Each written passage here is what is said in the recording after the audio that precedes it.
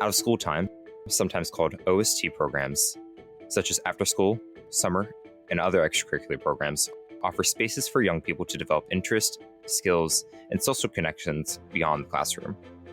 Despite years of research on the benefits of OST programs, recent studies have shown that many young people from lower income families do not have the same access to programs as young people from higher income families. To explore these barriers to participation in programs and the experiences of young people who participate in them, the Wallace Foundation commissioned a student-designed study consisting of focus groups and a survey to help surface young people's reflections on and hopes for the sector. The research team was made up of 12 high school and college students from New York, Colorado, and Kentucky, and was advised by 4 university researchers. You can read the findings in a brief on Wallace's website at www.wallacefoundation.org. The brief is called Youth Perspectives on Designing Equitable Out-of-School Time Programs. Members of the research team who contribute to the brief are here today to discuss their work. This is the second episode in a 3-part podcast that will deal with the programs and practices that foster dignity and belonging. The first episode focuses on redefining the OST world and mapping access. And the third episode focuses on professionalization and precarity of the OST workforce. I'm Connor Flick, a senior at the Gann Academy High School and member of the Kentucky Student Voice team who worked on the study. I'm also the host for today's episode. I'll let my colleagues introduce themselves. Spandana?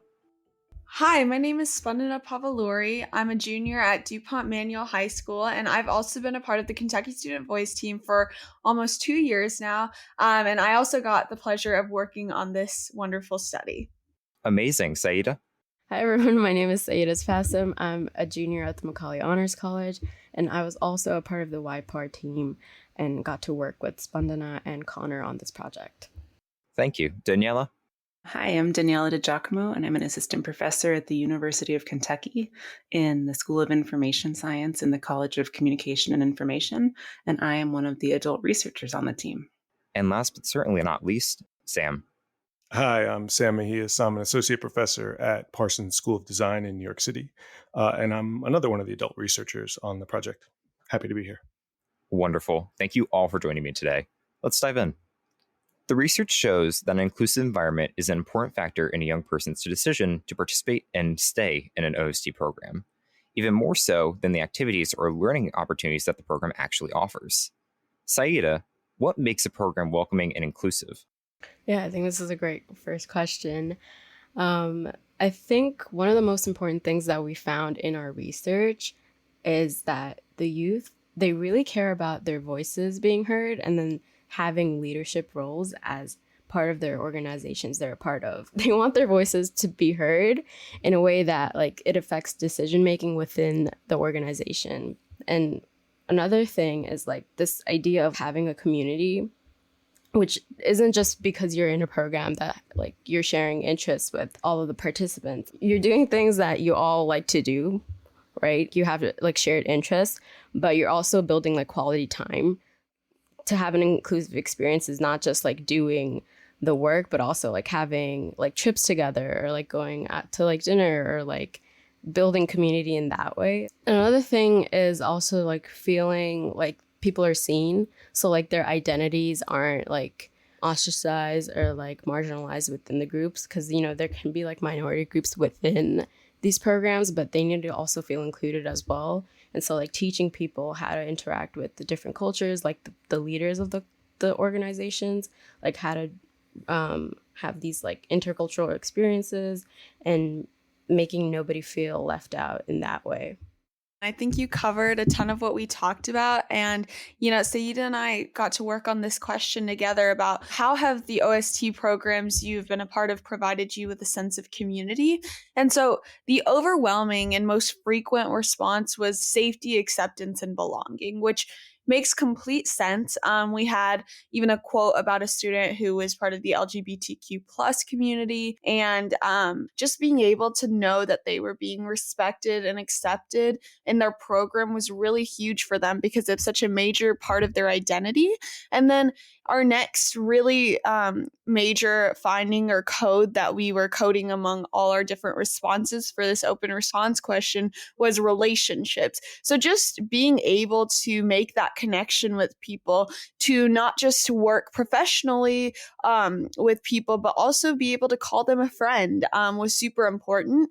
And I think what makes a program welcoming and inclusive and even gives it the opportunity to be is probably not constantly having, a predetermined and specifically adult made agenda. So it's super important that, when creating a plan for an OST or an idea of what you want to do that day, you're making sure to give some time for maybe a quick icebreaker, or even more than that, giving time for people to genuinely talk to each other and have fun and really chill with each other, just so that they can become more comfortable with each other.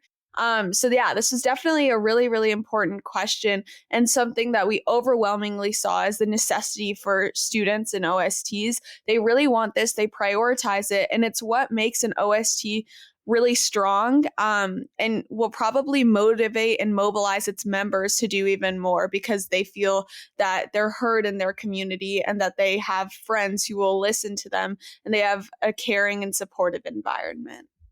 All right, continuing from that point. Alternatively, Sam, what might make a program feel exclusive or unwelcoming to the point where one might not join or stay as a participant? Yeah, Connor, thanks for the question. One of the key findings from the study we did was that 45% of respondents said that they had sometimes been treated differently because than others in OST programs because of their race, ethnicity, gender identity, sexuality, or religion. And actually, nearly 2/3 of our Black respondents said they sometimes had been treated differently. So obviously, the way someone is treated in that space can have a huge impact on their ability to feel like they're welcomed and included. Another thing to think about, so I have a background also in having worked to run after school programs. And one of the things that you notice is that there can sometimes be, depending on the context, a lack of attention and care to the after school environment. And that can make it very often feel like an unstructured place where there's little intentionality like there is during the school day. That looseness can be a good thing, but it can also discourage people from participating, especially if it manifests in ways that sort of create or generate environments where certain groups might dominate or other differences are treated as problematic. So that's definitely one thing we saw that can be a factor on whether somebody feels like a space is particularly welcoming for them, an OST space.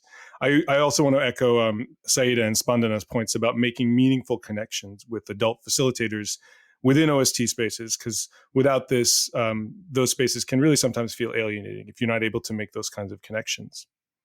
I can build on that a little bit and completely echo everything you said, Sam.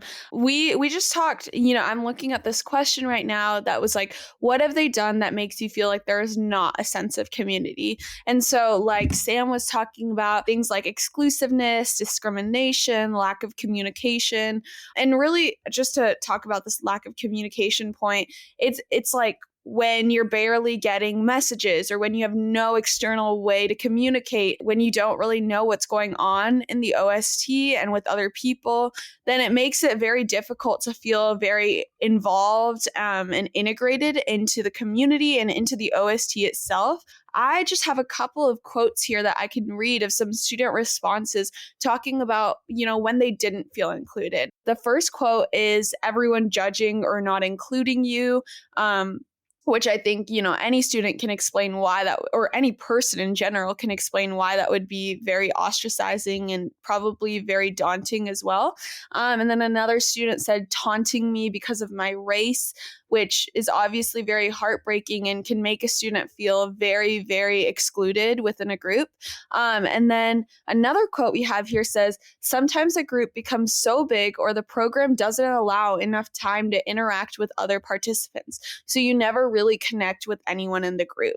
And, that I think that goes back to our previous question of what is important to make a space welcoming and inclusive.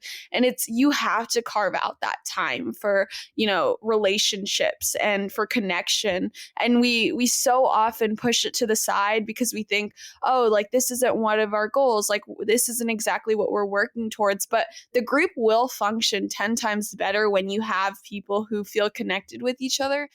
I kind of want to pull on what some of Sam's thinking with that question a little bit and direct something towards Daniela. And I really want to ask Daniela, what can be done to develop and sustain some anti-racist people and practices in OST programs to make sure that everyone feels welcomed and valued, trying to step away from the findings that Sam was bringing forth about how OST programs can actively sometimes be racist and that they do have differences based on gender ID and most importantly, race. Yeah, thanks, Connor. I mean, I think this is perhaps one of the most central and pressing questions right now because of what we know, both from the research and practice, about how important youth workers, so these are the adults in these after school and out of school time settings, how important youth workers are to the success and sustainability of out of school time programs. And I would say, in terms of what can be done to develop and sustain anti-racist people and practices in these spaces, it's really about working at every possible interactional and institutional moment to, I think, to de-center whiteness, which is no small task, considering the pervasiveness of whiteness and its association with what counts as good learning or acceptable behavior in out-of-school time settings. In addition, we need to think about what that means in terms of training and recruiting program leaders and staff to be well-versed and on topics that are culturally relevant and otherwise relevant to students. We need to train program leaders and staff on how to create youth-led spaces that are characterized by youth-adult partnerships.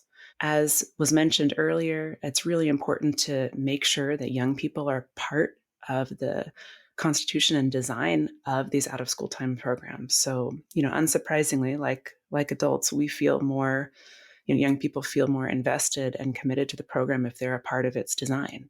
And so inviting young people to work alongside program staff to make decisions about the out-of-school time program content and practices, this is really important, right? So they're not only a part of the design of the space and activities, but also the ethos and the culture.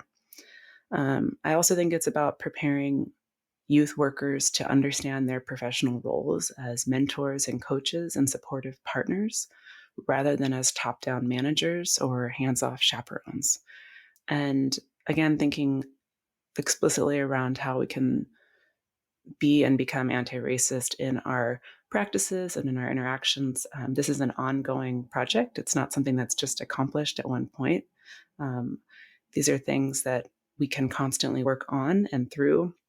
And it's about shifting our own language and behavior as youth workers and youth worker trainers in these settings to explicitly counter and work against deficit-based and racist narratives about youth of color and what they are capable of and can do in any sort of educational or learning setting. I think there's some, long-standing narratives about the purpose of out-of-school time programs, especially for youth from minoritized communities. We can look back to a lot of the research from Robert Halpern and Sue Kwan, who talk about how these programs have often been, meant to sort of keep or contain at-risk youth, and we know that that's not what they are, and not what they should be. Right? These are spaces where all young people deserve the time and the space to flourish in out-of-school learning settings, and so really considering how we think about their role in the broader sort of project youth development is really important. Thank you, Connor, for that question. Yeah, if I can just chime in, I completely agree with this. And I think, the wider questions about how do we shift the culture of OST spaces to prioritize these sort of strategic lenses into how you can actually get young people to be more meaningfully involved, to feel a sense of belonging, and also to feel a sense of dignity in the space that, again, transcends histories of categorizing OST spaces as deficit-based spaces and as spaces for only particular groups. So yeah, I think that's a really important point to make. It's a big challenge as well. How do we start to think about looking at these spaces in that holistic way, where it's not just how do we, make the programs better or think about professional development for youth workers, but really bring an anti-racist lens across all of it. All right, thank you both. I want to pull from some of that a little bit and point out that we've talked a lot about what OC programs could be doing better, what are some best practices, and how can we move forward to make sure that OC spaces are a more welcoming and inclusive environment. And I want to ask Ben Don specifically, if you could design your dream OC program beyond just what the content of the program is, so whether it's sports, arts, just whatever you like to do, what would that look like? What would the culture of that program look like for you? Yeah, so I love this question. I think it's very, very exciting to, think about what the possibilities are. And there's definitely programs out there that really do, try their best to fulfill a lot of what I'm going to be talking about. But first, it's just that social acceptance, feeling like that inclusivity. And, something that I really think makes me feel valued in a space is when someone remembers and values my presence and I can feel them doing that. It's the difference between like noticing someone wasn't there that day and, checking up on them, something like that. Really small things like that go a long, long way. And then I think it's really important that we're in OSTs because they do fuel our passions. A lot of the time, these are things that we really care about. These are things we want to advocate for. These are the sports we love to play, something like that. And so I think really understanding and prioritizing, whatever students are passionate in. So I'll give a quick example really quick. So I was in this program called Global Citizenship Program. And on the first day we went, they just asked us, they were like, what do you want to talk about? What are you interested in? What world issues do you want to talk about? And do you want to focus on? And do you want to research? And, it shouldn't be radical to have a moment like that, but it was because, a lot of times you're not really asked that. And a lot of times you just go into a space and everything's determined. Everything's already written up. All the handouts are already made. And, there's no room for flexibility or for change. And so I think that's something that's very important, just making time for students to be able to talk about what they care about, what they're interested in. And then something I really do want to hit on is accessibility. I do recognize that I'm lucky enough to have been, privileged in terms of I could get the books I needed. I could get, transportation to school or an after school program anytime I needed. And I have technology that I can always rely on. And obviously not every student has this. And so I think there's kind of this issue with OST spaces in that they often tend to cater to a more privileged group just because it's easier to access these people. However, there's a lot of students where there would be so many barriers that would get in the way of that student even being able to attend, and that's not even attending frequently. There's no excuse for not taking that extra step to make things more accessible. It's really, really important that you're giving a diverse representation. And so then that's my next little point of diversity would be something that it's something that I constantly value. There's just so much you can learn about another person just from a single other person. But, an OST of all different backgrounds and ethnicities and races, things like that, it teaches you so much more. You're able to become so much more culturally aware and just kind of become a global citizen, honestly. So making sure that you're really representing all different backgrounds is huge. Our time as like YPAR research, being in this YPAR research group, has kind of been an example of what a good OST would be like. I think we've kind of built these, relationships with the mentors and the people who are here, and they've sustained themselves over time. We started this research, I think it was in October of last year or something. Maybe longer, I'm not sure, but now we're here doing this podcast. So I think having those relationships that you can check in after a while and then still feel you still know these people and they still care about you. I think that's really important. Well, that's really nice to hear. Thanks, Saida. We feel the same. I mean, I've been part of the excitement for me about being part of this project is that I get to just take a back seat and watch you guys just do amazing work, and it's an absolute joy. So it's been great to sort of be able to hear you say that this models the kind of experience that you'd want to see in an OST setting. I think also I'm curious actually to hear what you all think about how your participation in this project has helped you think a little bit differently about OST spaces. Obviously, you've generated all this amazing insight from the research that you've done with other young people, with peers, but I'm curious about how it might have shifted your thinking about the possibilities of OST. I'll jump in here really fast. I understand I'm the host. I'm supposed to be a bit of a neutral party, but I can't help but answer your question, Sam, because this work really has shifted a lot of my thinking, and it has really changed how I understand OST spaces to where my own research outside of this group and outside of this podcast focuses a lot on equity.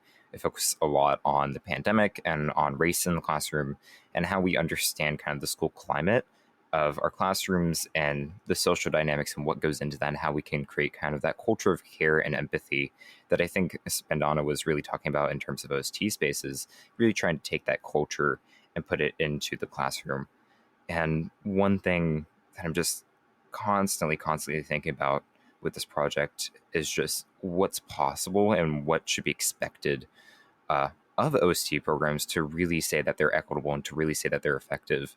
And Spandana said this really beautifully, to where if you're a group that's advocating for a certain population, if you're a group that's targeting a certain population, you should be doing everything in your power to recruit them and to engage them and to fold them not only into the programming that you have, but also the leadership as well.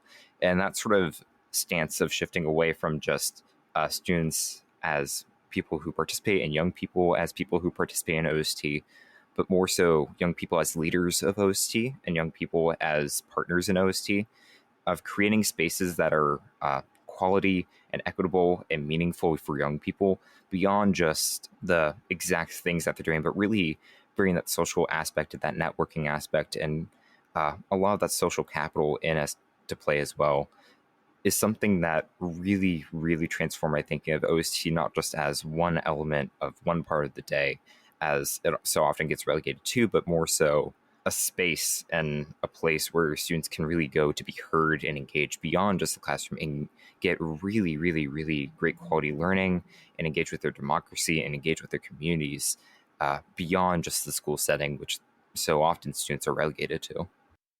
I think since doing our research, I've actually worked like at an OSC. Like I've been like one of the youth like leaders at an OSC. So like I was in charge of like the experience these young people would have had. And so I think a lot of what we talked about in the research, like I took that with me in my role as being like the mentor. And especially after doing like this research, like I understand like, you know, building community is so important. Maybe I didn't realize that as a participant, but I definitely realize it now being like, you know, a youth leader or a mentor. There's something so valuable in an OST where you feel genuinely cared for and where your achievements are really celebrated rather than, you know, people being it being more competitive. And so when you're in a space where people just unapologetically cheer you on and care for you, that's very important. So counteracting competitiveness is also a really important aspect of an OST. And I think to really pull that all together kind of nicely, it's that culture of collaboration and empathy that we really see shining through and that we so desperately need in our OST programs. And some of them are very effective in incorporating it and introducing it into our lives, but there's always more that can be done. So as we wrap here, I have one last question for all of you. What advice do you have for funders, policymakers, and other decision makers to improve dignity and belonging in OST programs for all young people? Saida, let's start with you. Maybe we should just send them this podcast. No, I think what's really important is just having these conversations. I think that's one of the conclusions we made about like where do we go from here after like doing all that research. It's like actively having these conversations and including the youth as well. You know, we're just one group of young people, but I bet like, you know, there's a whole bunch of other perspectives on this. And so, yeah, we just really need to see what the youth want and like kind of listen to them. I think that's one big thing. Thanks, Saida. Yeah, I think when I think about what we can do to ensure dignity and belonging in these programs, I think about, you know, for those who are thinking about starting an after school or an out of school time program, or for those who run them or those who want to fund them, thinking about what is the purpose? Why are you starting this? And what is your sort of goal? I think if we think often about education and youth as a project of development, we should ask ourselves, what is the purpose of that development? I always think about, there's a good developmental economist called Amartya Sen, and he argues that the project of development should be freedom, or the ability to live a life that one has reason to value. And I think like thinking about encouraging and supporting young people to pursue the lives that they have reason to value, not the life that you value, is an important way to think about how we can promote spaces that foster dignity and belonging. And again, thinking about how we can decenter our own sort of of egos and ways of being and recognize the richness that comes with the plurality of perspectives and experiences is a really important thing to consider. Completely agree with what both of you have said, but I think it's simple too. It's, the advice I would have for funders and policymakers and decision makers is center those concepts when you are constructing programs, OST programs. Center dignity, center belonging. That should be the outcome you're desiring. That should be the outcome you're striving for. And I think, we see evidence of this starting to happen, but I think it's around taking those sort of core principles that are around equity and saying, okay, well, this is actually what the entire intention is behind what we're trying to do. And, that starts the process of building dignity and belonging from the top, which I think is incredibly important. Yes, I absolutely loved everything that was said so far. Some other things that funders or just even OST leaders can do. So for funders specifically, it would be about funding program outreach, because that's often what makes it really difficult to access those marginalized communities, because it takes, other mediums. It takes the extra effort. And, sometimes that does involve money. And so funding program outreach and then providing resources to eliminate those frequent barriers and then promoting flexible time commitment options is super important. And then for OST leaders, I would try and, find workshops on anti-racism standards, connecting with new young people, setting the foundation for high quality OST. And I really, really do hope that community and accessibility and dignity and everything that Daniela, Sam, and Saida said are on there, because very, very important. But so many students want to talk about this. And, all our responses are a testament to that. I think you pretty much nailed everything that the research shows. I think you spoke to it wonderfully. And this last question, I think, really highlighted some of the more actionable things that law spaces can do and what the next steps are for a lot of people that are running OST spaces now. And so I want to thank you all for your time. I want to thank you all for this conversation. This has been wonderful. I also want to highlight once again that if you want to learn more and if you want to read further, you can read the findings in a brief on Wallace's website at www.wallacefoundation.org.